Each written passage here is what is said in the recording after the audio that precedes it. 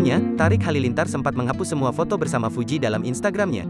Hingga warganet menilai kisah asmara Fuji dan Tarik Halilintar telah kandas. Namun, kini mereka tampaknya kembali rukun. Baru saja, Fuji membagikan momen kebersamaan bareng sang kekasih. Hal itu dibagikan dalam akun Instagram @fuji_bawaan pada Jumat, tanggal 18 Maret tahun 2022. Fuji tampak mesra saat merekam momen bersama Tarik. Awalnya, Tarik mengoles lipstik di pipi kiri Fuji. Lipstik tersebut tampak ia lukiskan gambar setengah lambang hati. Kemudian, giliran Fuji yang mengoleskan lipstik di pipi kanan Tarik. Fuji juga melukiskan gambar setengah lambang hati di pipi sang kekasih. Setelah lambang setengah hati sudah jadi, mereka menyatukan pipi mereka. Sehingga, terlihat lambang hati utuh di pipi mereka berdua. Kebahagiaan terpancar di wajah keduanya. Tak hanya berpose mesra saja, Fuji memamerkan cincin yang melingkar di jari manisnya.